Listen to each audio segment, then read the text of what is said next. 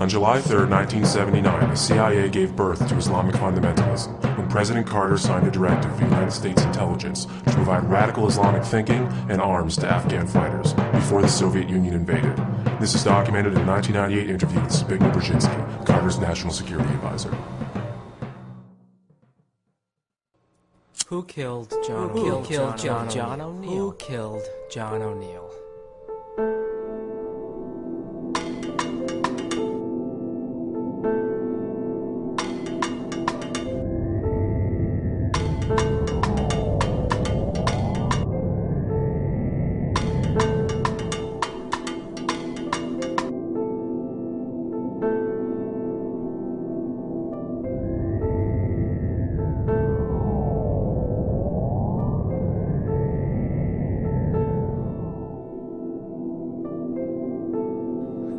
I haven't slept in a month. I don't eat. I don't shower. I don't shave. I don't see anybody. I don't talk. I can't remember the last time I spoke to anyone or even left my. I don't do anything but think. I know. I know they did it. I want to prove it. I have to prove it. What? I have to prove it. I don't know if I should. I must. I have to. Should I? Council on Foreign Relations, Trilateral Commission, Bilderberg Group, the CIA, Kissinger, Brzezinski, everybody's in. Why don't more people figure out the puzzle? Why don't they care? The Council on Foreign Relations has controlled the world for 50 years. You can go on their website and read about it. Am I the only person who feels the need to know more? The need to know more? I'm afraid this obsession will be all for naught. I am more afraid. Don't become of being like everyone else. I am more afraid of being after 9/11. I was like everyone else. I was a flag-waving patriot. I thought Al-Qaeda did it too. I thought we should bomb the Arabs straight back to the fucking Stone Age just like everybody else Bomb them straight to hell. Then I read about John O'Neill. Maverick counterterrorism expert in the FBI. O'Neill tracked Osama bin Laden since 1995. He knew more about Osama than anyone in the world. Tracked him past the embassy bombings in 98, Cole bombing in 2000. He knew more about Osama and Al-Qaeda than anyone in the world. Isn't that interesting? And O'Neill, he got into some trouble. His investigations into terrorism were blocked from up on high. Blocked by whom? In the summer of 2001, he resigned as deputy director of the FBI. At the same time, he was publicly opposed to the anti-terrorism policies of President George W. Bush. On September 10th, 2001, he started his new job with a company called Kroll Associates as head of security at the World Trade Center. A day later, he was dead, a victim of the September 11 terrorist attacks. The World Trade Center. Come on! The FBI's top counterterrorism expert, who after chasing bin Laden for 6 years just happened to take a job in the private sector. He's murdered in an internationally televised terrorist attack, blamed on his arch nemesis. Killed by his arch nemesis. How ironic. Coincidence? Fate? Or conspiracy? Conspiracy. Why did O'Neill start working at the World Trade Center? Why were his investigations into Al-Qaeda stopped? Who arranged for him to get his new ill-fated job? I know the answers to these questions now.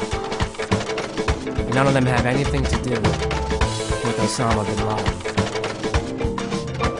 The more you look at the whole and not just the pieces, you don't know anything. The more you understand what really happened. John O'Neill is the key. Look into John O'Neill. Kroll Associates, Brian Jenkins, Jerome Howard. Look for John O'Neill. He's the key. Michael Cherkasky. You ever looked into the LAPD? Why don't you go back to the end? Robert Mueller. John O'Neill's investigations office. See what cases they found. Bureau of Investigation. Go back and look at Robert Mueller. Go back and look at CIA. Bratton. John Miller. ABC Trade Center building number 7. Guess where they found out that Osama wanted to World Trade Center building number 7. You want to know where that came from? 126. John Miller. It was on federal bunker office. Guess who? Of all the federal agents John O'Neill great friends. Set up. Jerome Howard. Brian Jerome Howard. William Bratton. Jerome Howard. Everybody having the guy who got John O'Neill his job at the World Trade Center. You'll know everything.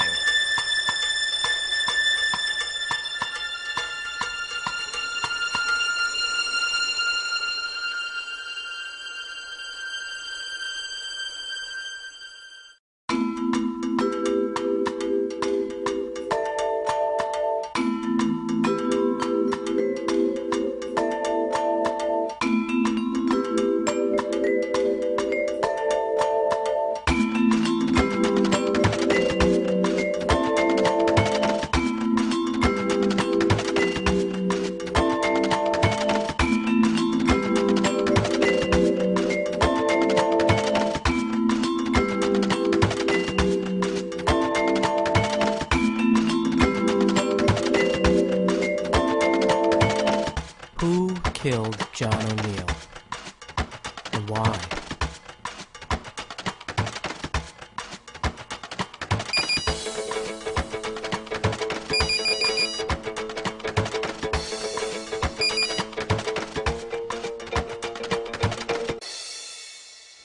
That's a very good question.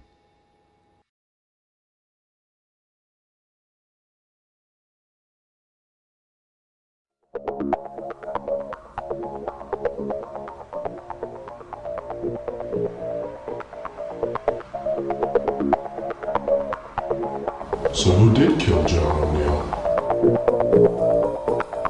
To understand what happened to John O'Neill, you have to know what happened on 9/11. I'm prepared to listen. Are you sure? I'm sure.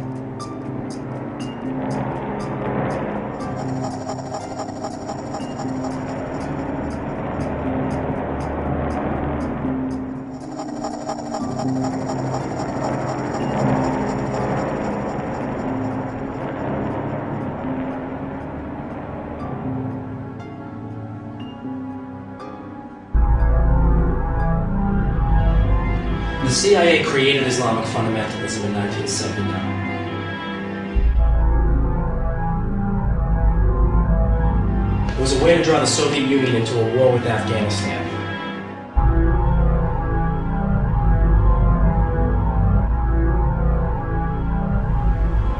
It gave the Soviets their Vietnam War. It destroyed their economy and dispelled support of communism. It was a smart thing to do, wasn't it? Well, not without a price. See, during the war, the US, UK, and Pakistan all supported groups of Arab fighters known as the Mujahideen. Two of the freedom fighters were Ramzi Youssef and Osama bin Laden. Books printed by the University of Nebraska and paid for by the US Department of Education taught the Mujahideen radical theories of Islam and treated them to math problems and literature exercises riddled with allusions to guns, bombs, tanks, just overall general killing. You know, they trained them to be violent, and then they wonder why they become terrorists. It would seem that creating a radical branch of Islam pales in comparison to ending the Cold War. It would seem that way, yes. But after the Soviets withdrew, the Mujahideen were left without political support in a war-torn, impoverished, and socially unstable nation-state. So they started a second resistance movement, this time aimed toward the United States. And the primary group formed at this time, in the late 80s, was Al-Qaeda. Al-Qaeda was an intelligence operation from its start, straight up to now. That's a very dangerous thing to say. Even though it's true. See, from its inception, Al-Qaeda has been trained, funded, armed, and supported by the Pakistani intelligence agency, the ISI. The ISI, by its own disclosure, is an arm of the American CIA. It's a very ominous association in light of what happened on 9/11. It's not the first time it came back to bite us in the ass. Iran-Contra, the Sandinistas in Nicaragua. I mean, there are plenty of others that haven't been as widely reported as that one. Iran-Contra is not a far cry from the CIA's involvement with Al-Qaeda. You're right. And Iran-Contra channeled money to states already considered terrorist nations like Iran, Iraq, Libya, Lebanon. And as the other half of the handshake, trillions of dollars in illegal narcotics have made their way into this country from the Middle East, the Far East, and Latin America. It shows a pattern of fraud and complicity by the U.S. government to promote instability abroad to further their domestic agenda. And it goes a long way to explain its governance of the ISI and Al-Qaeda. It is frightening how tightly ISI and Al-Qaeda fit together, isn't it? It's more frightening how often the major media typically ignore it. The media seem too busy trying to scare us all into submission. Yeah. By aiding the government and covering up the truth and thereby giving credence to the bogus official story. Where is ISI in the official story? The official story of 9/11 implicates a man named Omar Sheikh Saeed as the paymaster for lead hijacker Mohammed Atta, and a man named Khalid Shaikh Mohammed as the operational mastermind behind the attacks. Both men are well-known ISI agents. How do I know the name Saeed? Well, probably because he's one of the most infamous terrorists known to man. You may know him by another name, too, because he has about a half-dozen aliases. But his big claim to fame is his conviction for the kidnapping and murder of Wall Street Journal reporter Daniel Pearl in February of 2002. Daniel Pearl was killed by an ISI agent? By the very man the government claims assisted in the 9/11 attacks. Pearl was on his way to meet Saeed when he disappeared. Saeed, using one of his aliases, knew that Pearl was investigating ISI ties to Al-Qaeda in 9/11. I thought Pearl was killed because he was Jewish. But it's far more likely he was killed by a high-ranking ISI agent to make sure he didn't print in a major U.S. newspaper ISI's connections to Al-Qaeda.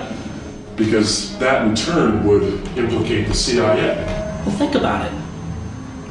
If Al-Qaeda is funded by the ISI, and the ISI is funded by the CIA, 2 plus 2 is 4.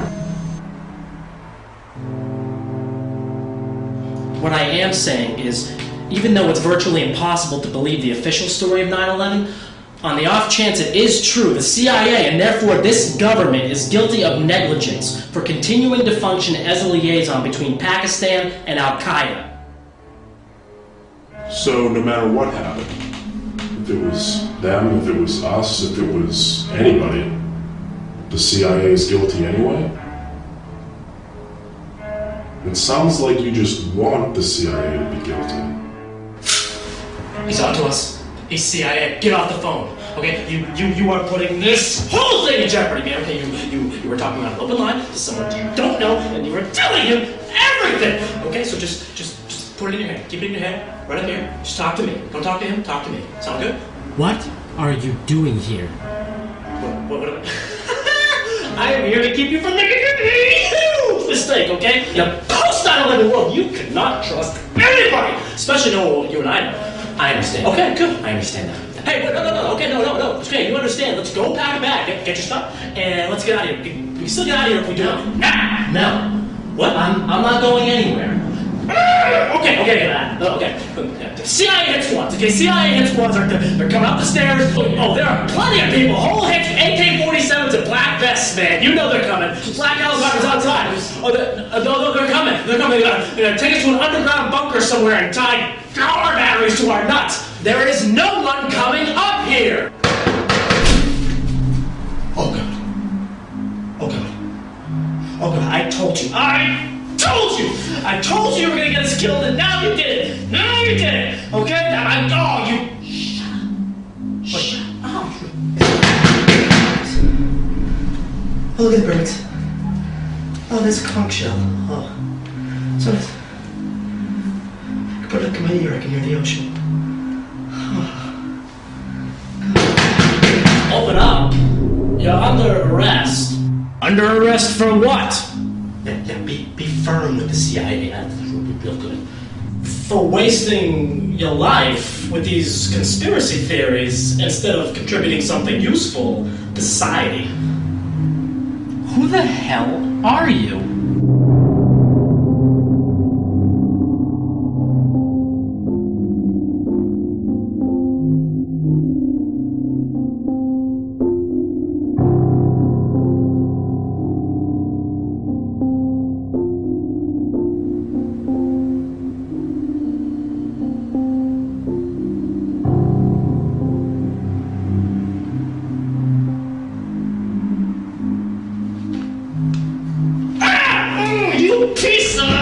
I'm the guy that's gonna knock some sense into you two. You think this is funny? You think this is fun? Oh, I swear to God, I'm gonna kill you, anybody who looks like you. And you. Ooh, I'm the CIA. Nobody likes this. I'm sorry. This guy knows how much. I wish that he were dead. Do you see? Do you see? This is what you do. See? This is what you do. Are you proud of yourself? Are you proud of yourself? Well, what's the matter? Now you can't take a joke? I was on the phone. Okay? First, you bothered me, now you're interrupting. It's a good thing I did, too. Keep you from running your mouth over the phone about things you can't prove and have no business even speculating about. What are you talking about? I'm talking about what you've been doing this whole time. He is a traitor. He is not a traitor. Be gone with thee! Hang up that phone. I hate him, but he's right. I'm doing you a favor. All of this, it's a waste of time. We have put everything into this wall, okay? And you've warped your minds into believing you have the truth. We've cast significant doubt on the official version of 9/11. No amount of skepticism. So then what do you suggest we do? Don't ask advice of this scoundrel here. He's in with them. Them? Answer my question. You know exactly what we should do. Give up. Get washed up. Shower. Shave. Let's go get laid. Let's do what everyone else has done in this country. Let's move on with our lives. You are a stupid, ridiculous little man. Move on, knowing what we know? As usual, you've missed my point, psycho. We only know 3 things about 9/11. 3 planes crashed, 3 buildings collapsed, and damage was done to the Pentagon. Everything else is just wild conjecture, and therefore doesn't matter. That is exactly why further investigation is required. Required by us? Why? Because it is our duty. Your duty, baby. Not mine. Unless we're all in this together, we will fail. Convince me then. Why should I care what happened on 9/11? Why is it my duty to know what really happened? September 11th was the most absurd day of all time. I've often thought that. The masses were inundated with hordes of information, all of it pointing to this shadowy terrorist network and its maniacal supervillain Osama bin Laden. Within hours, it seemed as if the government had solved the crime without even gathering any evidence. It did seem a bit forced, I'll grant you. Oh, preach on, brother phone man! Yeah, yeah!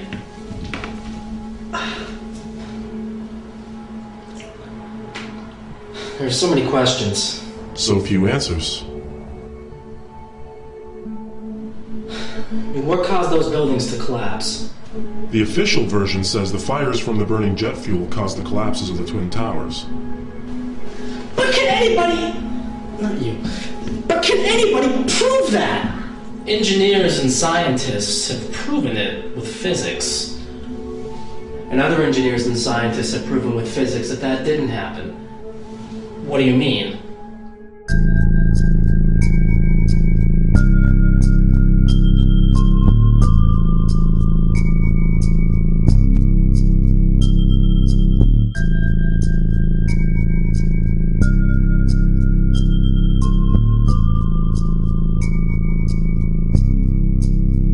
Engineers from MIT, from NJIT, from the American Society of Civil Engineers all say the buildings collapsed from the fire.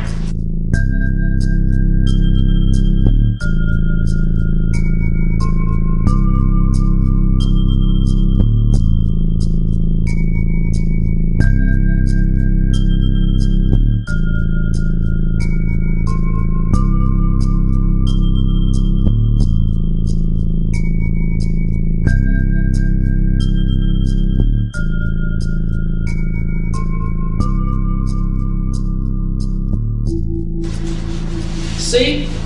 There you go. Who are you? Many other engineers and scientists all say the fires could not have caused the collapses. But this is physics. It's math. It's not up for debate. It is if you don't have all the information. No one knows how hot the fires burned, how wide or fast the fires spread, how long the jet fuel burned, or even what they don't need to know. They have the designs of the buildings, which of course have never been released to the public. And they can make a very well-educated guess. And that's not proof! So why is the official story being shopped around as the official truth? Because no one can prove it's wrong. So it's a universal negative? That's hardly a reason to go to war. Okay. Give me another way those buildings could have come down. Could have been a controlled demolition. It certainly looked like controlled demolitions. And if you look at some angles of replays of the Twin Towers falling, you can actually see squibs where explosive charges are going off. Those could just be latent explosions from the interior buckling of the buildings. The point is, it can't be proven with physics. You know, one person can argue and prove mathematically that one thing happened, while another person can argue and prove the exact opposite. Without the basic tools needed for understanding what was happening inside each building, it is impossible to prove anything. And with absolutely no proof, this government's reaction to 9/11 has essentially been one huge, gigantic hate crime against Muslims. That's because it was first a hate crime against us. Go back to Skull and Bones, you neocon, Republican, Nazi, fascist, Zionist, Satanist piece of shit. Shut up, both of you, okay? Focus. There's one anomaly I've yet to mention here. Which is? Never in the history of construction has a single skyscraper ever collapsed due to fire. Never? Not once. So 9/11 was an historic day for controlled demolitions experts. Now you don't even need the explosives. You can just crash a plane right into the building and let the collapse take care of itself. You're right. It's a bit convenient that 3 buildings fell from fire on the same day when it had never happened before in history. Which brings me to Building 7. For reasons that have never adequately been explained, World Trade Center Building Number 7 collapsed at 5 p.m. that afternoon. Something's always bothered me about that. It was the strangest thing, and no one ever talks about it. Building 7 was not hit by a plane. But there were fires raging on floors 8, 11, 12, 13, and 18. Those floors in order were the American Express Bank, the Securities and Exchange Commission, Standard Chartered Bank, and Citigroup. Those are 4 financial institutions. Is that a coincidence? There's no such thing as a coincidence. So what? What, so all the floors on fire had to do with money? Big deal.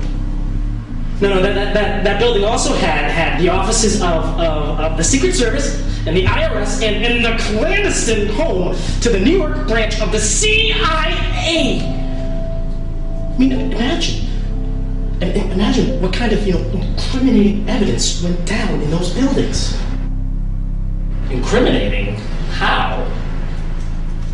That branch of the CIA was the headquarters for the joint FBI-CIA investigation into Al-Qaeda. Standard Chartered Bank was used by Omar Sheikh Saeed to wire $100,000 to hijacker Mohammed Atta. Those offices of the SEC were ground zero for preemptive investigation into pre-9/11 insider trading. Oh, and you think they didn't recover all that information? According to officials from the SEC, most of those cases were either scrapped or postponed for a great length of time. Okay. So what about the investigation into Al-Qaeda?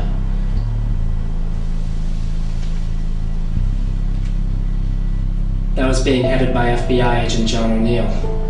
Which brings us back to your original question. Who killed John O'Neill?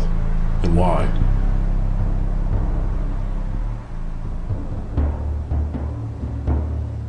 I can't answer that yet.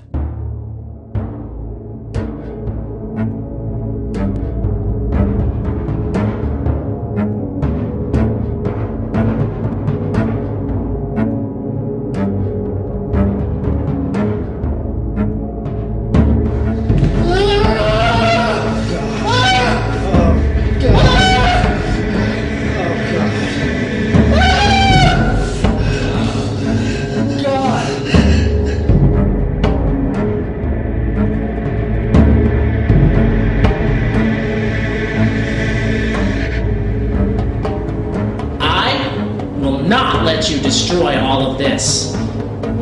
Destroy what? This! All of this! We have the power to change things. The only group capable of stopping the United States government is the people of the United States.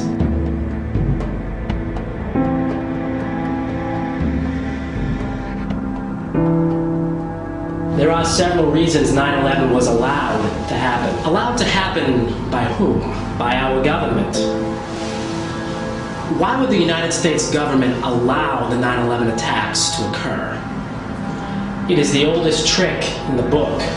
You hit your own headquarters, blame it on someone else, and then start a war with the people you framed. Problem, reaction, solution! Problem. Radical Islamic groups have attacked the United States and claim they want to destroy all Western civilization. Reaction!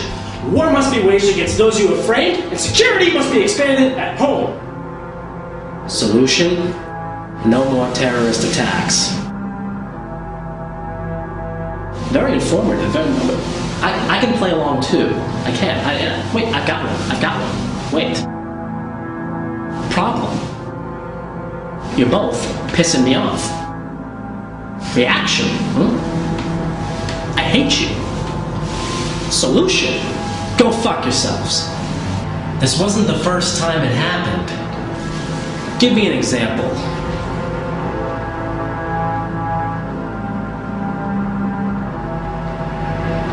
February 27, 1933. Just 28 days following Hitler's appointment as Chancellor, the German Parliament building, the Reichstag, mysteriously burns to the ground. A Dutch communist named Marinus van der Lubbe spotted the scene, convicted, and then executed.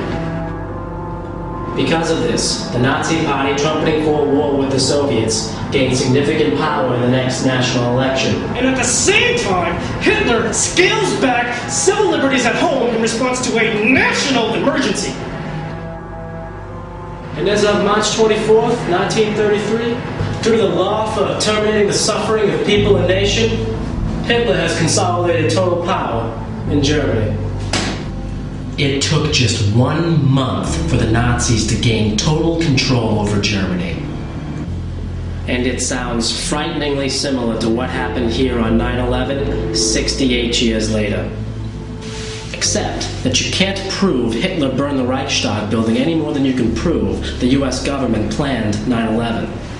Even if Al-Qaeda did this, our government is still guilty. What are you talking about? Have you been listening? Do you remember when we made this? Then you should remember that Al-Qaeda was supported and funded by the ISI, and the ISI was supported and funded by the CIA. Everything we need to know is on this wall, gentlemen. Don't tell me you forgot what got us into this in the first place. That's it.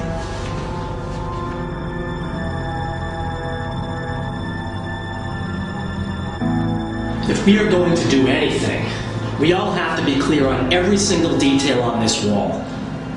Okay? Okay? Okay. Okay. Okay. Let's begin. Now, for all intents and purposes, terrorism in this country officially began with the Pan Am 103 crash in 1988. Now, during this time, there have been minor terrorist acts. Small bombings, kidnappings, but not the big stuff, okay? So today, we're only going to discuss when the mother lode arrived on our soil. On February 26, 1993, a bomb went off in the World Trade Center. 6 people were killed and thousands were injured. The idea was to knock the North Tower into the South Tower so both would fall onto Wall Street. But that date is important. Do you know what that date signifies? It's the second anniversary of the end of the Gulf War. And who was blamed for that attack? Muslim extremists. Ramzi Youssef, Muslim extremist. Former Mujahideen fighter Ramzi Youssef entered the country on an Iraqi passport. Now, he was sentenced to death by Manhattan Federal Court on September 11th, 1996. Are we beginning to see a pattern here? These Arabs sure have an affinity for anniversaries. Someone sure does. Now, what is their obsession with the World Trade Center? Well, you'll remember that we were all told that the World Trade Center was a target for terrorism because of one reason. It was the home base of the US economy. But then we're told at the same time that the terrorists targeted us because of our values, because of our freedoms. So why bomb the World Trade Center when structures like the Statue of Liberty or the Washington Monument are far brighter beacons of freedom? Why indeed? I warrant that the first World Trade Center attack was a staged event, a psyop, its sole purpose being to shine a light on the World Trade Center towers, to convince people that they were future targets of terrorism. I do recall all of the counterterrorism pundits after 9/11 saying, quote, Al-Qaeda always wanted to finish the job. Oh, I'll get to the counter-terrorists in a little bit, but your point is well taken. But wait, how do we know that the 93 bombing wasn't Al-Qaeda? Like everything, we don't exactly know, but in hindsight it makes the most sense. And here's why. After 93, a series of terrorist attacks plagued the US. As we move through this, you will begin to understand how specific agendas within specific parts of government, media, and industry have created a propaganda campaign to wage war, with 9/11 as the prime selling point. There was the OKC bombing in 95, the embassy bombings in Africa in 1998, the USS Cole in 2000 in Yemen, and then, of course, there was 9/11. There's an anomaly in there. All the attacks you just mentioned were blamed on Al-Qaeda, except for OKC. However, there is a connection. Timothy McVeigh's lawyer claims that he and Terry Nichols were not the only 2 people who planned the OKC bombing. He contends that Nichols made several trips to the Philippines in the years before the bombings and met with Ramzi Youssef. McVeigh served in the Gulf War, and Youssef entered the country with an Iraqi passport. Coincidence? Conspiracy! McVeigh and Nichols both visited al-Qaeda training camps in the Philippines after the Gulf War. Now, at McVeigh's trial, significant evidence came out that either al-Qaeda, Iraqi intelligence, or both assisted in the OKC bombings. And more importantly, hundreds of thousands of documents were withheld by the FBI from McVeigh's attorneys. The director of the FBI at that time was Louis Freeh.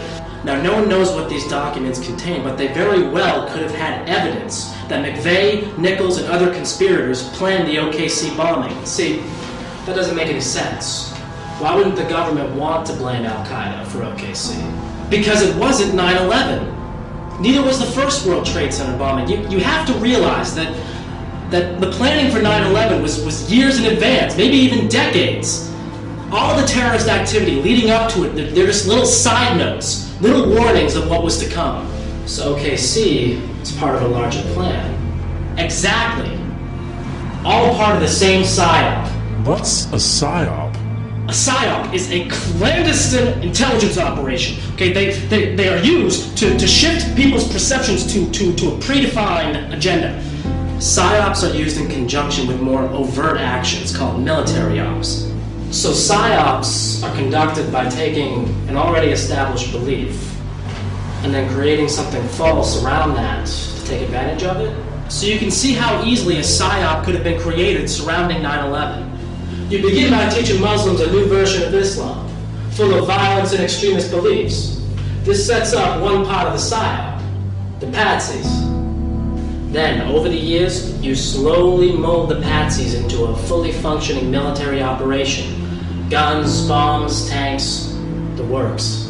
Now, the patsies hate you, but they have no idea that you are the one supporting them, because you use an intermediary, someone they believe is on their side. And at the same time, Well, you have your thumb on the patsies, right? You filter out information to the public that the patsies are the ones planning the attacks. So when the attacks happen, it is so easy to convince the public the patsies are at fault. But on the flip side, the patsies are doing nothing but talking tough and just committing smaller, less devastating attacks, while you yourself conduct the military op and carry out the more destructive major strikes. So with carefully executed planning and initiatives in place to keep it all secret, you have all the makings for a military intelligence PSYOP on 9/11. And OKC fits in how? Al-Qaeda is not the only enemy in this war on terror. Ever since this country's inception, a much larger, deeper, darker threat has existed against the powers that be. Dissent. Oklahoma City, it shone a light on militia groups and cults that were bent on dismantling the U.S. government, typically through military action. You know, it convinced the public that anyone who wanted to take down the U.S. government was as crazy as Timothy McVeigh. Or Kaczynski? The media rarely offers a favorable view of dissent. Only the people who want to destroy the world are ever covered. So just like the WTO convention, the protests in Seattle in '99, OKC discredited any movement questioning the federal government. Anyone questioning the real motives behind 9/11 would automatically be grouped in with people like McVeigh and Nichols, just by association and without even saying a word. So OKC was blamed on domestic terrorists as a means of stomping down dissent in this country. All in preparation for 9/11. So who was running the PSYOP? Have you ever heard of a company called Kroll Associates? The name sounds familiar. Oh, I guarantee you have seen Kroll on television. They are champions of counterterrorism. This is where the counter-terrorists come in? Maybe they didn't run the PSYOP, but they sure as hell did cover it up. My friend, Kroll is bigger than you could possibly imagine. Kroll Associates is a global securities and intelligence firm. Publicly traded and privately managed, Kroll specializes in large building security and industrial espionage. In 1993, Kroll got a contract to manage security at the World Trade Center. They held that position up until the moment the towers fell. The current CEO of Kroll is Michael Cherkasky. Cherkasky is a former assistant district attorney under Robert Morgenthau in Manhattan. The former employees of Kroll include people like William Bratton, a former police commissioner in Boston and New York City, and now chief of the LAPD. And then, of course, there's Brian Jenkins. Based out of Los Angeles, Jenkins is the country's foremost expert on aviation terrorism. Now working for the powerful think tank, the RAND Corporation, out of Los Angeles, Jenkins is a noted counterterrorism pundit and appears on many talk shows and news magazines. And lest we forget, Jerome Hauer. Jerome Hauer, the go-to guy for bioterrorism. In an investigation of 9/11, Hauer's name comes up more than anybody else's. As a managing director of Kroll in New York City, Hauer was responsible for doing security at the World Trade Center. Jerome Hauer is also the guy that got John O'Neill his job as head of security at the World Trade Center. Yes, he did. Just prior to this, Jerome Hauer was Rudy Giuliani's right-hand man in New York, where he headed up the Office of Emergency Management, OEM, FEMA, in New York City. And it was by Jerome Hauer's suggestion that Mayor Giuliani constructed what became known as the Federal Bunker Offices in World Trade Center Building Number 7. Fireproof, bomb-proof, bulletproof, these OEM offices were basically Giuliani's headquarters in New York City.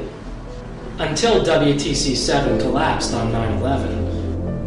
That is incredible. Besides just these jobs, Hauer has been the #1 bioterrorism expert in the whole world. He is a well-known advisor to the Council on Foreign Relations, formerly worked for the National Institute of Health, and is currently the head of the Office of Public Health Preparedness. And on the morning of 9/11, just as the attacks were happening, Hauer instructed the entire White House staff to go on Cipro, the anti-anthrax drug. Now, how did he know anthrax was going to become an issue? Well, as fate would have it, Hauer worked in 1999 with Stephen Hatfield, the prime suspect in the anthrax attacks at the Scientific Applications International Corporation, the SAIC.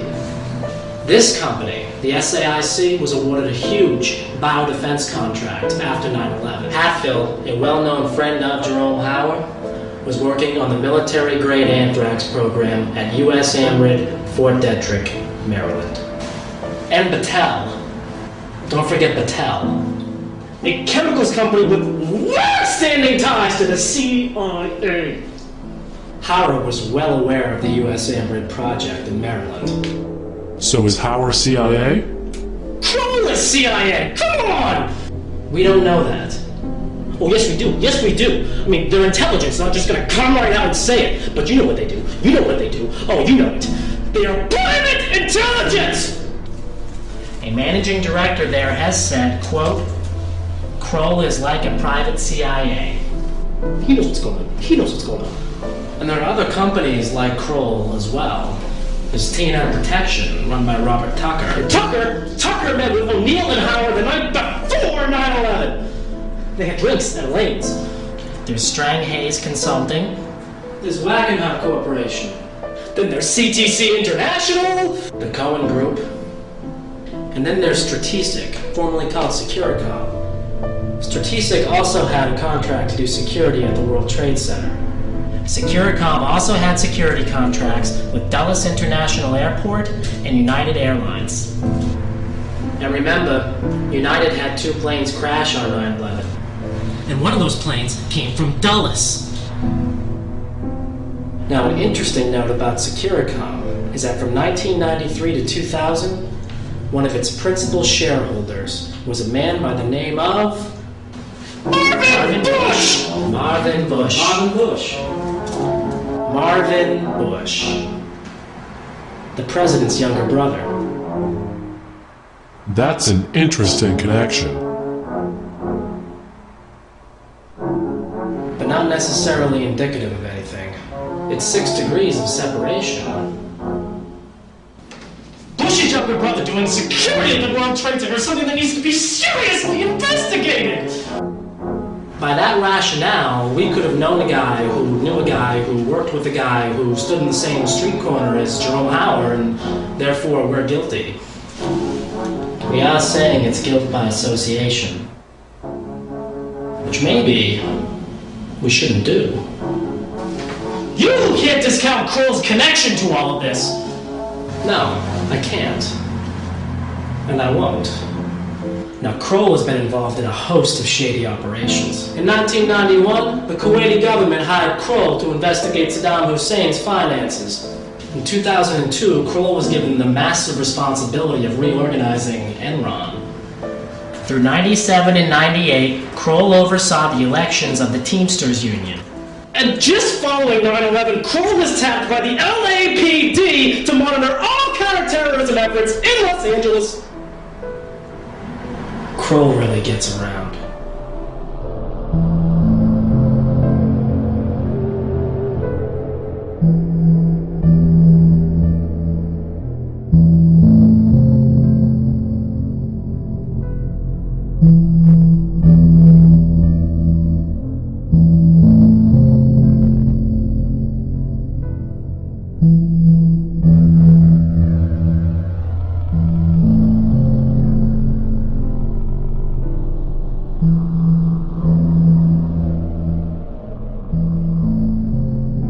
Kroll is tied to the FBI as well.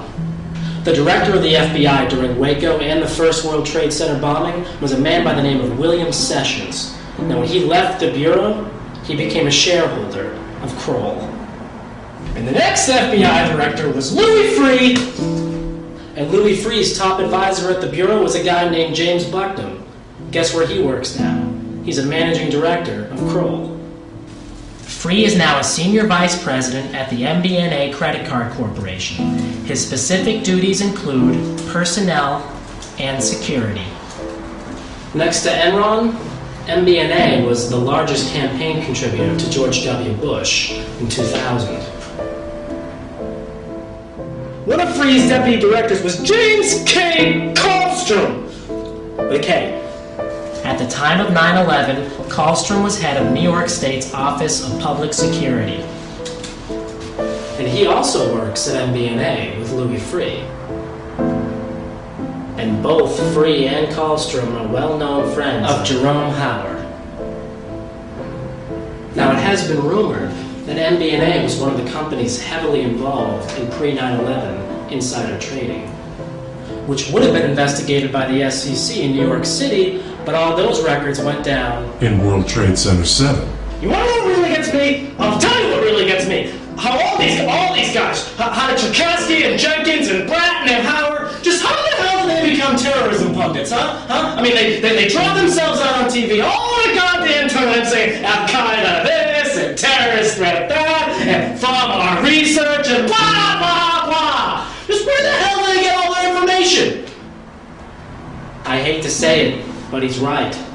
They aren't official law enforcement or intelligence, yet somehow they became the foremost experts on counterterrorism. A lot of them are former law enforcement. But terrorism is one of the most closely guarded fields of all intelligence. Why would you leak information just to a couple of buddies and allow them to trump all that information on a national television? To build up the propaganda campaign, obviously. To frame up Al-Qaeda before and after the fact. Look, we've all got to understand that a company like Kroll, even though it won't disclose its intelligence ties, is intimately linked to the CIA. But if we're saying that the CIA runs domestic terrorism operations, we are saying Kroll does as well. These people have so much information about terrorism because they're either deeply rooted to intelligence or they are intelligence, privatized in order to make their work legal and untouchable by Congress. Oh God, are we saying that the people who run counterterrorism may very well be the terrorists themselves?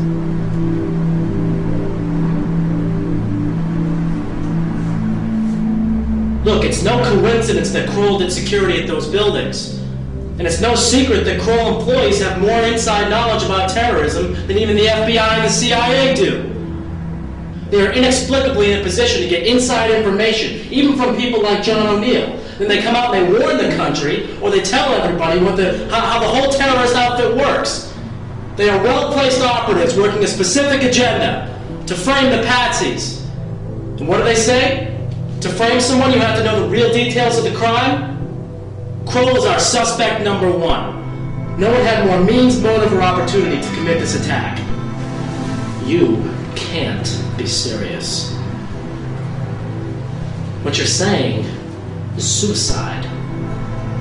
You do not go out and publicly accuse a company like Kroll Associates of being a publicly traded terrorism company, okay?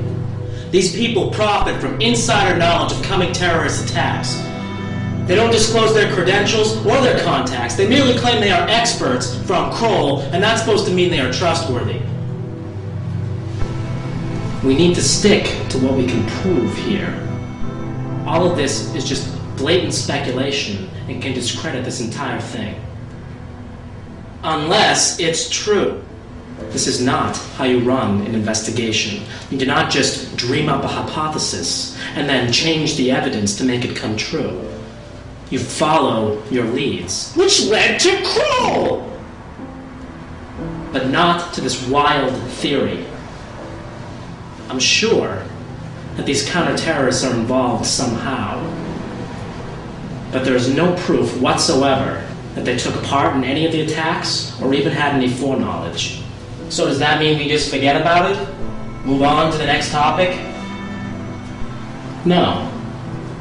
It means we don't get sidetracked. We can't just go flapping our lips about any old theory that we want to. So then how does Kroll get their information? How do these guys, of all people, know information that even our paid law enforcement and intelligence officials don't know? I mean, how does one become a terrorism expert anyway? You already have your answer. Former FBI directors on their board, former biowarfare experts within their infrastructure, members of major think tanks as directors, former U.S. attorneys as executives. This company is filled with people who could have had prior knowledge and just kept their contacts secret. This is a security company, after all. And one of the most important security issues facing the world in the last 20 years has been security from terrorism. That's where they get all their information. That is how they become counterterrorism experts. He has a point. There is clearly something wrong with Kroll, but we can't jump to conclusions. So then where do you think Kroll fits into this whole thing? They're just a group of for-hire thugs. They come in and trump up the charges on whoever needs to be guilty, and then they fade back into the shadows. The only thing I see them being guilty of is misleading the public. And the purpose of that? Maybe you're right. Maybe it is to cover up their crime. Or maybe, and so that people will hire them to secure their buildings. Maybe they take advantage of 9/11 the same way that Bush does. They take advantage of 9/11 for profit. Come on! Cherkasky is their CEO! It's obvious he's dirty! Obvious to us, yes. Look, Cherkasky takes us back to New York. Let's focus on that.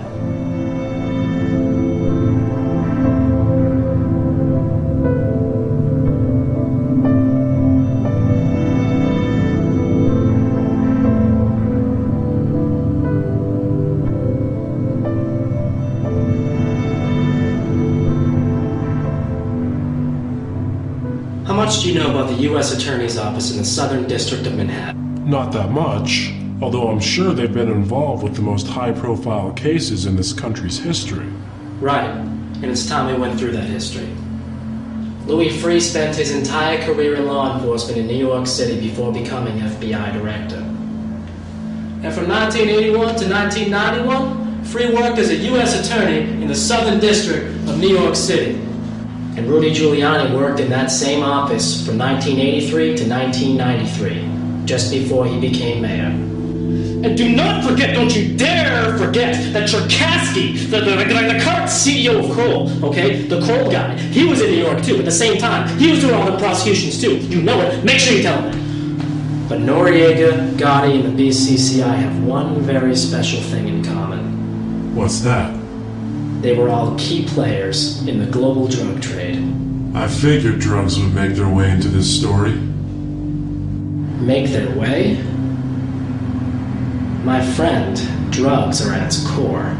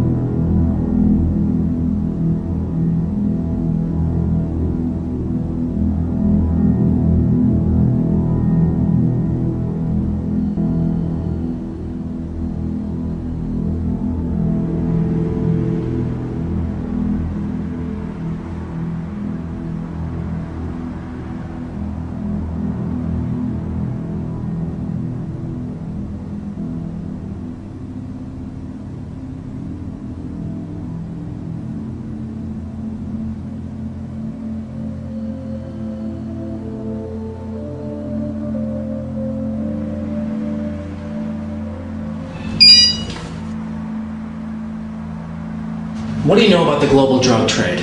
Only what I read in the papers. Then you know nothing. This is covered with even less honesty in the mainstream press than 9/11 is. I've always assumed intelligence was involved. As usual, your assumption would be correct. The war between the Soviets and the Afghans ended in 1979.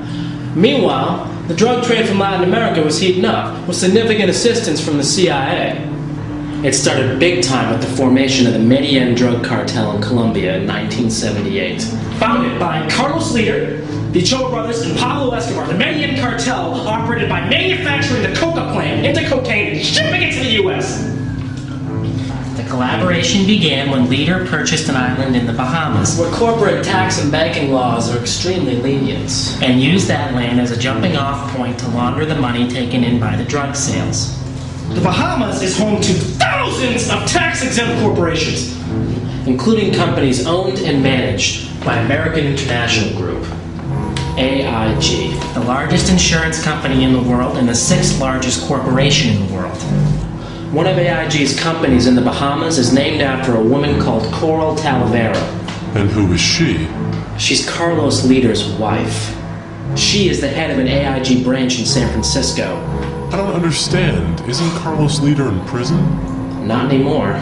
Carlos Leader was extradited from Colombia to the United States for trial in 1987. A year later, he was convicted and sentenced to life plus 135 years for drug trafficking and murder. While he was in prison, Carlos Leader struck a deal with the United States. Take down the cartel, and he would be granted freedom. Along the way, he implicated and then testified against Manuel Noriega, Panamanian dictator and middleman for the Medellin cartel. Noriega was captured through an invasion of Panama in 1989 under the first President Bush. He was convicted of drug running, racketeering, and money laundering in 1992. And Leader? According to the official U.S. record, whereabouts unknown. See, there's one thing that ties all these points together. The cartel, AIG, the CIA, the Contras, Noriega. One thing connects them all. The BCCI.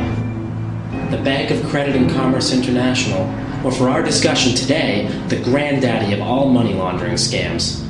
The BCCI was, and remains, the largest instance of fraud and bankruptcy in global history.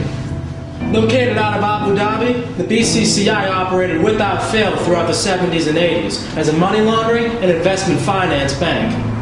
This is documented in the investigation by Morgenthau and Cherkasky in New York, but also by the investigation in the United States Senate, which was headed by Senator John Kerry. Financial ties can be made between the BCCI and Manuel Noriega through his facilitation of the drug trade. By 1992, the BCCI was broke and busted up by U.S. authorities. However, one point about this rarely mentioned case is that a principal shareholder of the BCCI, right, is a guy named Khalid bin Mahfouz. Khalid bin Mahfouz. A Saudi financier and investment banker, whose other claim to fame is his dubious investment in a company called Harkin in the late 80s. Harkin? Isn't that one of George W. Bush's companies? The man with a 20% stake in the largest money laundering operation the world has ever seen saved our president's business career. Khalid bin Mahfouz has also been implicated as one of many very prominent Saudis who has funneled money to Osama bin Laden. That would make President Bush someone who has done business with a known terrorist! Bin Mahfouz. Regardless, the drug trade is going to escalate in the 1980s. And why wouldn't it? Reagan is your president, and Bush is your VP. Okay, the greatest drug smuggler in the history of drug smuggling was a guy named Barry Seal. Barry Seal, okay? He was an admitted CIA agent, okay? He was contracted at least as back as like the early 60s. In the early 60s, Barry Seal was living in New Orleans, where he joins a Civil Air Patrol unit, whose captain is an eccentric fellow by the name of David Ferry. Joe Pesci from JFK? Ferry was, by all indications, a conspirator in the JFK assassination. And another member of the Civil Air Patrol unit is Lee Harvey Oswald. So the drug trade is somehow tied to the JFK assassination? Seemingly. But the connections don't stop there. Barry Seal was a pilot, a great pilot by all accounts. Now everyone assumes that David Ferry was a getaway pilot for the assassins in Dallas, so it's possible to presume that Barry Seal was one as well. In late 1963, Seal is seen in a picture with Frank Sturgis and Felix Rodriguez. Sturgis was indicted and convicted as one of the 5 Watergate burglars. He testified in court that his handler on that assignment was E. Howard Hunt. Hunt, you remember, worked in the Nixon White House. Now, the Rockefeller Commission, investigating illegal acts by the CIA in the 70s, regarded both Hunt and Frank Sturgis as possible conspirators in the JFK assassination. What is Barry Seal doing in a photograph with a possible JFK assassin? But it's the other man in the Seal photograph who has a more ominous distinction. Felix Rodriguez was a Cuban refugee. In the late 50s, he began working with the CIA to recruit more refugees for an invasion of Cuba. This was done under the direction of the CIA agent Ted Shackley. Incidentally, Ted Shackley also worked the Far East drug trade with Richard Secord in the early 50s. Felix Rodriguez also figures into the assassination of Bolivian President Che Guevara in 1967. So where is Barry Seal in all of this? He's in New Orleans until at least 1968, when he takes over for the late David Ferry as captain of the Civil Air Patrol. Now, in the early 70s, Barry Seal was running cocaine through New Orleans. He's running it on planes later identified to be former Air America planes. Planes used by the CIA in the 50s and 60s to ship heroin from the Far East. When the Medellin cartel is founded, Seal immediately hooks up with their operation. By 1981, he is trafficking in more drugs than anyone in the history of this country. And it is around this time that Barry Seal moves his operation from New Orleans to Mena, Arkansas. And where is that? About 180 miles from Little Rock. A small little out-of-the-way mountain town. A small little out-of-the-way mountain town that just so happens to have a major U.S. airport. The Mena Intermountain Municipal Airport. From at least 1981 to 1986, this airport is ground zero for all illegal narcotics activity in the United States. You see, Barry Seal, he began flying his drugs into this airport, most likely with the knowledge of then-President Reagan and the next 2 presidents, Bush and Clinton.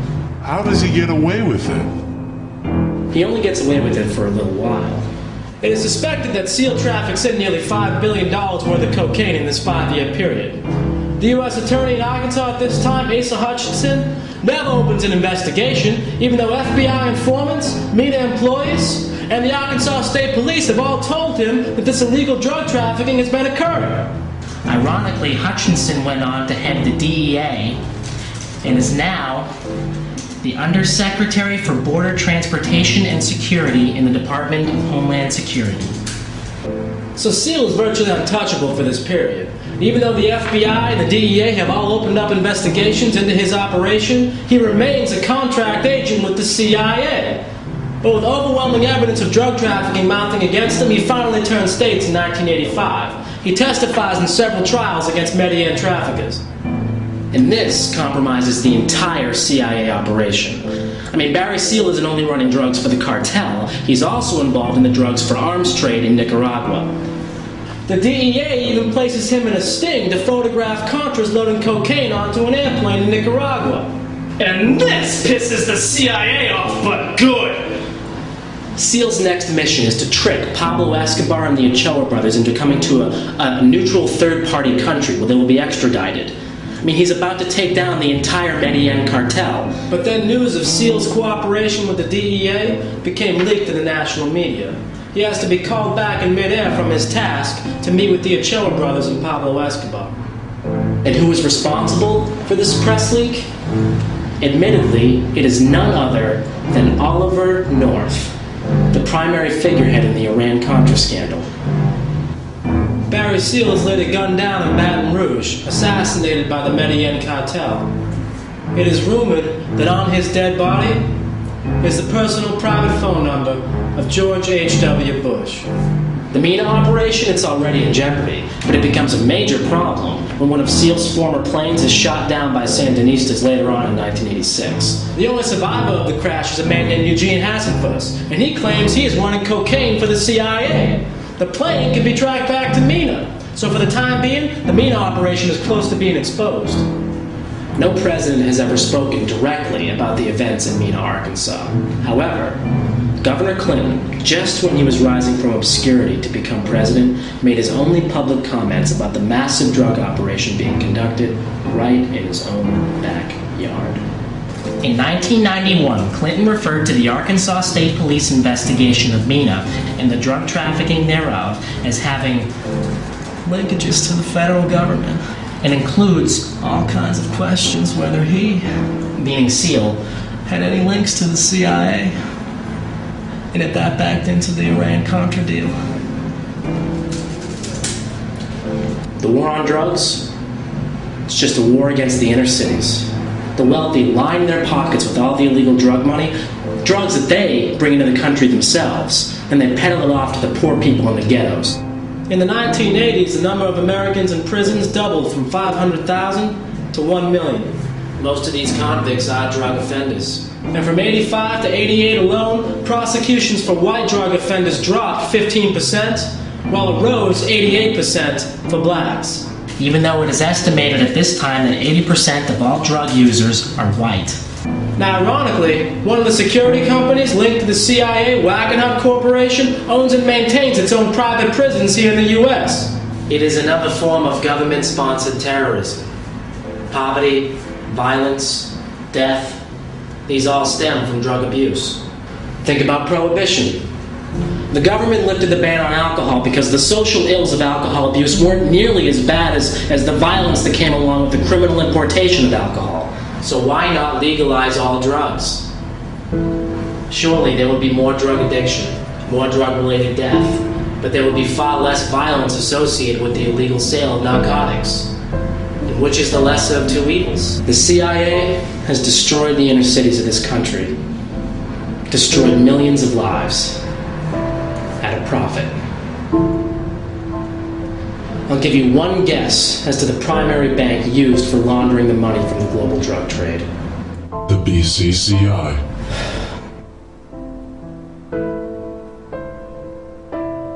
And then there's AIG. AIG means its own fleet of aircraft. AIG owns and maintains over 400 airplanes. Any number of these planes could be used for the transfer of narcotics. And in 1987, The Arkansas Development Financial Agency collaborated with AIG to found Coral Reinsurance. Named after Carlos Leder's wife, the same year Leder was extradited. The formation of this company has never been filed with the SEC. There's no known paperwork on it at all. And Arkansas was where Seal was flying in his drugs. Yes, as a CIA operation. With Bill Clinton as governor of Arkansas. During the heyday of the BCCI, with Noriega still in power in Panama, And with John Gotti heading the New York Mafia. where more drugs end up than anywhere in the world. This truly is a vast conspiracy. You could say that. And AIG's founder is a well-known CIA operative, C.V. Starr. And one of AIG's current directors is the son of CIA founder Frank Wisner. Now, the chairman and CEO of AIG is a man named Maurice Hank Greenberg. Now, he's formerly the head of the New York Stock Exchange and the Federal Reserve. Not only that, in 1995, his name was floated by all people, Jay Rockefeller, to be head of the CIA. Instead, Bill Clinton appointed John Deutsch, who had been a director of the SAIC, the technology and biodefense company formerly advised by Jerome Howard and Stephen Hatfield. But don't lose sight of Greenberg. Maurice Greenberg has also chaired the Council on Foreign Relations, the CFR, What's that? one of the most powerful organizations in the world. Founded in 1921 by President Wilson's chief counselor, Colonel Edward House, the CFR operates as the primary advisor to the United States government. The CFR's principal contact in the U.S. is the CIA. And the chairman of the CFR is the CEO of AIG. With its obvious intelligence links, just imagine how scary it is to think about a company like AIG. Insurance companies are the foremost private intelligence gathering agencies in the world. Insurance agents? They can find out anything about anybody! Who knows more about you than your insurance company? Your medical records, your bank records, driving records, your personal history, your fucking life story. Just think if that company was sharing information with the government. Worse. Just think if that company had $100 billion in assets and could invest that money at will. You're saying that money laundered from the drug trade could be used to fund terrorism. There's one fact I haven't told you yet. What's that? In 1993, AIG became the principal shareholder of Kroll Associates.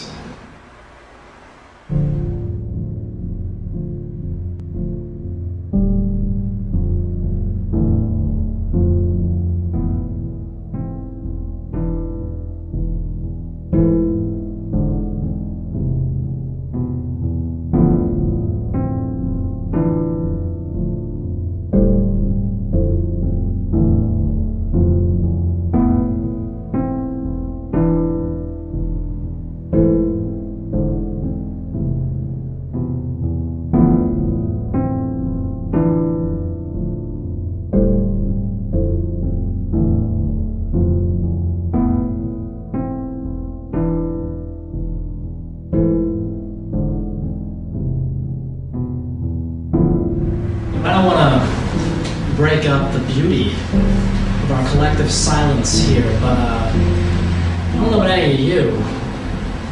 I got a hard time believing all this crap. All of what? The CIA runs the global drug trade. For what purpose? And what does it have to do with 9/11?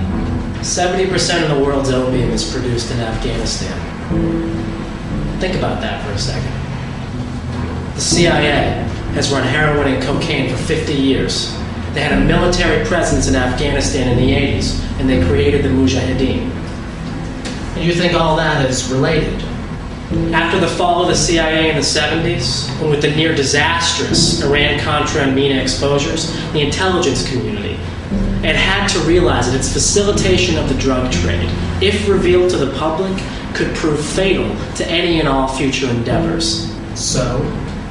So if you're the CIA, you might get a little smarter about it. With MENA, the CIA had no cover story, no backup plan. Instead, the entire operation was nearly outed, and the whole global drug trade almost became public knowledge. You have to move the MENA operation. Well, where do you move it to? Someplace even more out of the way than Mina. And what's more out of the way than flight school? Wow.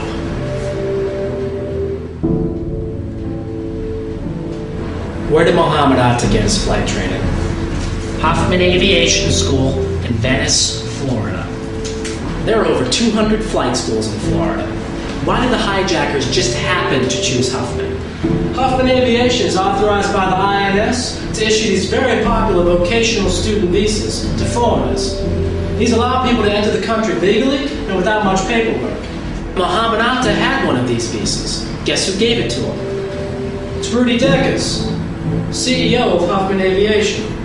And there is overwhelming evidence that Rudy Deckers works for the CIA. Why would a CIA agent run a flight school? On July 5th, 2000, the DEA discovered over 30 pounds of heroin on a plane owned by Wally Hilliard. And who is he? He is the owner of Huffman Aviation. The same Huffman Aviation which in the 1990s induced hundreds of Arab students to come and train at their school by issuing these highly coveted visas. Is it starting to make sense now? 30 pounds of cocaine, Arab men posing as students, CIA agent as CEO. Okay, I see where you're going with all this. The Mina operation didn't stop. It just changed locations to this flight school and probably dozens of others. And Mohammed Atta's role in all of this? He is not training to be a pilot. He is a pilot. He is the new Barry Seal. There is evidence Mohammed Atta had flight training at Maxwell Air Force Base in Alabama. And if he already has flight training, why is he attending a flight training school? Who says Al-Qaeda is a terrorist operation? Al-Qaeda was formed in the wake of the fall of the Soviet Union in Afghanistan. The phrase translates literally to mean the base. They are essentially an arm of the former Mujahideen, which was created by the CIA. The CIA runs drugs globally. The CIA trains its own armies and pilots and instills a military presence in every country, all around their crop. The Sandinistas, the Colombian death squads, and now Al-Qaeda. If you're pushing 70% of the world's heroin out of one country, and something goes wrong and the operation becomes public, you need a backup plan. Al-Qaeda isn't involved in terrorism. They're just framed up as terrorists to hide their true nature. They are a drug cartel, plain and simple. All that video they show of Osama firing his machine gun and training all those people, he's not training terrorists. He's training soldiers. Soldiers to guard the heroin trade. When 9/11 happens and Al-Qaeda is pinned for the crime, no one cares at all about the heroin smuggling. Because drug smuggling means nothing to people who have just watched the World Trade Center explode. Alright, but you're still missing a major point here, okay? How could Al-Qaeda smuggle all this heroin out of Afghanistan when the Taliban abolished all poppy farming in 1999? The Taliban did this? Says who? You're saying they didn't? I know the US claims they did, but if the Taliban did this, tell me, how did they make $40 million off of taxes from opium farmers in 2000? So what are you saying? I'm saying the Taliban only eradicated their crop on paper. In reality, the heroin trade continued. There were fucking aerial photographs, surveillance, satellite imagery. The goddamn fields were being burned. Of course they were. Part of the process of growing any kind of crop is eradicating the fields to then regrow the plants. And it makes no sense for the Taliban to stop the flow of opium. It's the only thing keeping the economy afloat at all. And the Taliban, it's installed. It's installed in Afghanistan specifically for the purpose of keeping the heroin flow coming. Oh yeah, keep it coming, baby. Because if you have a cartel like Al-Qaeda, functioning as a patsy, being blamed for terrorist attacks all over the world, You would need a government not recognized by the United Nations. That way, you couldn't invade and you couldn't extradite any of the terrorists. And the heroin trade goes on without missing a beat. So what you are saying, let me get this straight. What you are saying is that the only reason they do 9/11 is specifically to hide the fact that Al-Qaeda is a drug cartel? Because I gotta tell you, that is the stupidest fucking thing I've ever heard in my entire life. 9/11 didn't just hide the opium trade. It gave the United States a free pass to invade Afghanistan and build the oil pipeline they had been planning for years. It set up a race war. It set up a religious war. It opened the door for the United States to attack anybody it deemed was harboring terrorists. Internationally or domestically. And what did W say? You're either with us or you're with the terrorists. And 9/11 instilled in us the basest of all fears. Any time, any day, any place, an airplane, tall building, subway, shopping mall, grocery store, local newsstand, chemical, biological, nuclear, doesn't matter. 9/11 could happen again. And guess what? It will happen again. It's inevitable. This is a lifelong battle. In this corner, you have the United States, the shining example of freedom, peace, and goodwill. And in the other corner, you have Al-Qaeda, dirty, bearded, hate-mongering terrorists. The whole thing's a setup.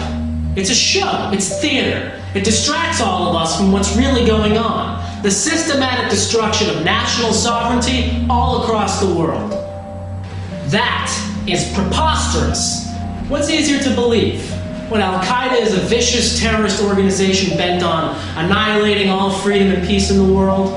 Or it's a cartel whose sole purpose is to ensure the safety of the heroin trade out of the Middle East? That is a real tough one. I'm gonna go with option A. They are Islamic fundamentalists. They flew fucking planes into the World fucking Trade Center. Okay? They killed some 3,000 infidels along with themselves because Allah told them it was a smart thing to do.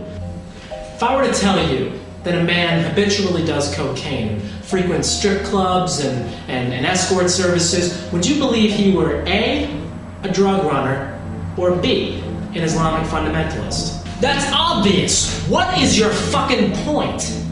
The man I am referring to is Mohammed Atta.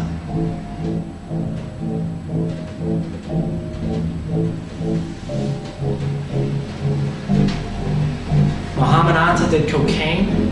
Mohammed Atta was seen doing cocaine several times before 9/11. And what's more, Atta isn't seen doing this all by himself.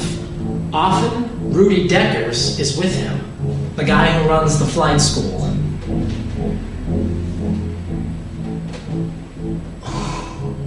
Islamic fundamentalism strictly forbids the ingestion of any unnatural drug, and it firmly teaches that treating women as objects of desire is a sin. So if Mohammed Atta is already committing sins, he ain't going to paradise to see Allah, that's for sure. So why would he then take his own life in a terrorist attack?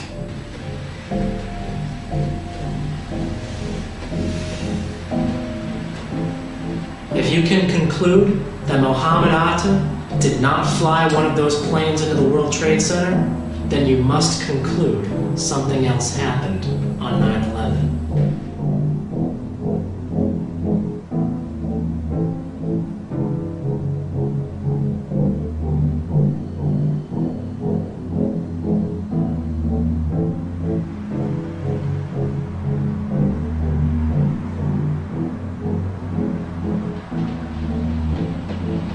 You're right. And that begs the question. What really happened on 9/11?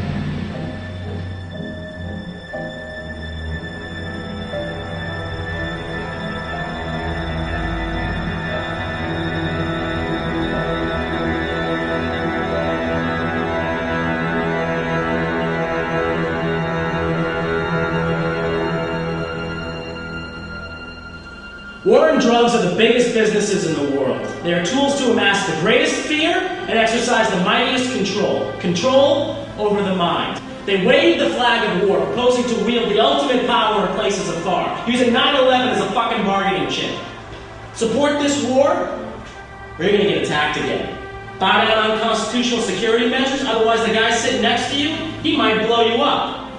Allow us to attack our enemies before they attack us, otherwise all freedom is lost. It's a protection racket. All the government is the mob. And their greatest crime is profiting from acts of war. And everybody's in on it. Defense contractors manufacture weapons for use during war, while supporting and financing political candidates who will go to war. The government that buys weapons from these companies in the event of war. Now, with war crippling to most economies, nations must then borrow money and go into debt. And all that money goes right up to the top of the food chain, to the banks, which is where it came from in the first place. Only now there's a difference. Because the money lent now has an insane amount of interest attached to it. More than most nations can afford to pay off. And then the cycle repeats itself. No one ever wonders where the national debt comes from. Who loans countries the trillions of dollars it takes to fund a national budget? Is it us? Is it the people? If that's true, then the government owes us $7 trillion. It's not us. We didn't give them $7 trillion.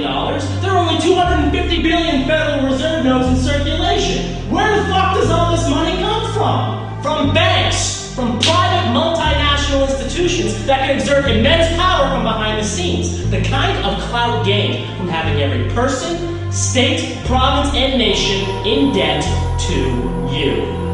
By controlling all money in the world, you can control all people in the world. And the more war there is, the more money there is.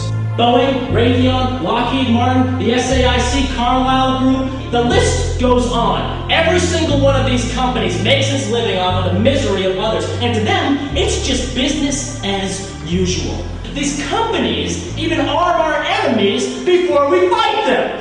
They can even control people with the threat of war, and when a tragedy strikes, when the nation is in mourning, when we are at our most vulnerable state, what do they tell us to do? Shop. They tell us to spend money. Trying to make a quick buck off of grieving people. It's not capitalism. It's not consumerism. It's not even corporatism. You know what it is? It is corporate fundamentalism. All these people know how to do is bring everything to market. The banks, the corporations, the government, the elite. They use poverty to marginalize the rest of the world. The upper 1%. When they tell us there are minorities, blacks, Latinos, Asians, the only minority that counts is the upper 1%. The rest of us are just slaves. Slaves to the dollar, slaves to the elite, slaves to their dogma. And dogma is so powerful because as soon as you believe it, you become afraid of its opposite. It's divide and conquer. Divide and conquer. And they do more than just that. They brainwash us in other ways. Just think back to 9/11. Think back to how confused and helpless we all were. Over and over and over and over, the TV just kept showing the replays. The towers kept falling. Patients suffering from post-traumatic stress disorder will often face a recurring trauma. In this state, scientists have proven that the human mind is very susceptible to suggestion. These people will believe anything you tell them. We all incurred major trauma on 9/11. They could have told us that fucking UFOs piloted those planes into the Twin Towers, and on 9/11, we would have believed them because we just needed it to stop. We just needed to point the finger at someone and say they are responsible, and because we needed to know our government could protect us. It was PTSD on a national scale. All the images, the rhetoric, the patriotic American themes, it has all hijacked our minds. Senator Johnson said in 1917, the first casualty when war comes is the truth.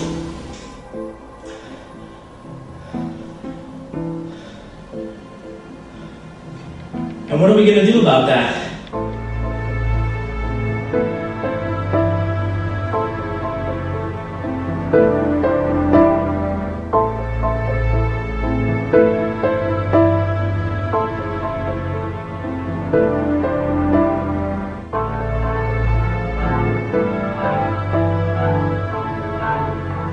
I don't want to say anything before, you know how easily they can get riled up, but I wanted to tell you, I think what you've done here, it's very courageous.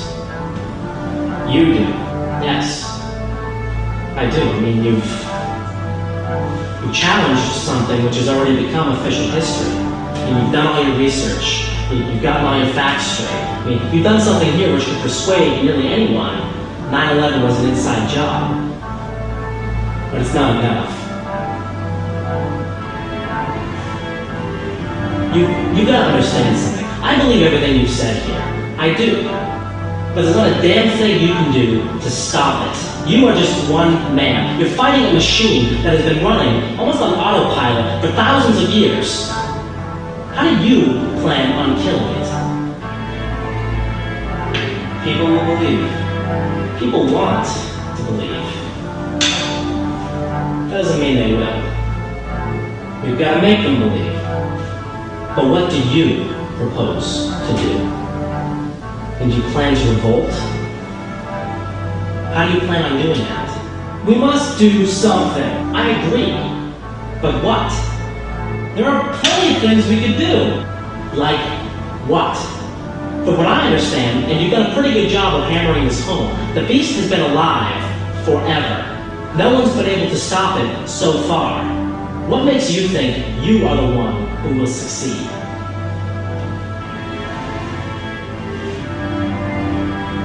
Honestly,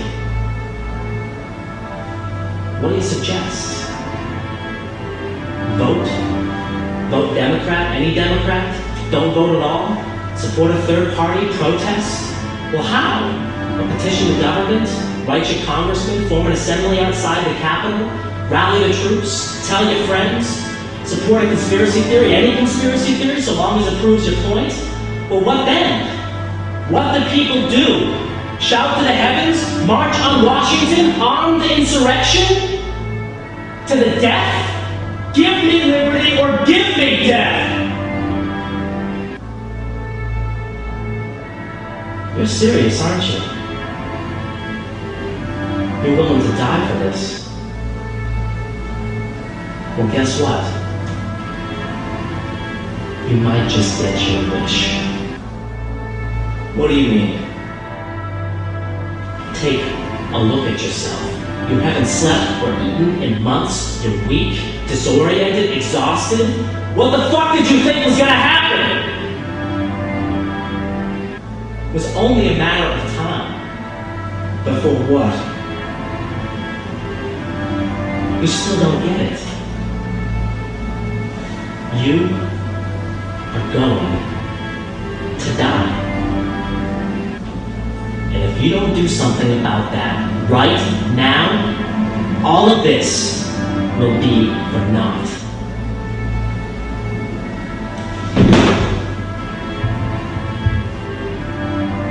We must do something.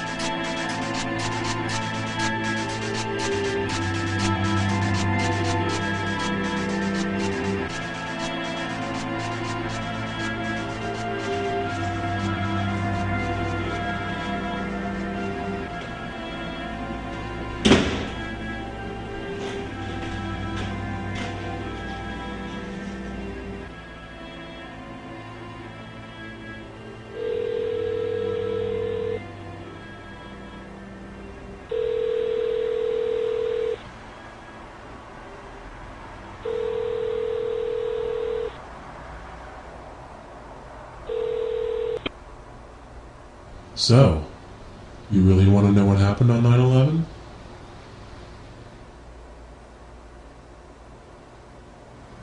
I am prepared to listen.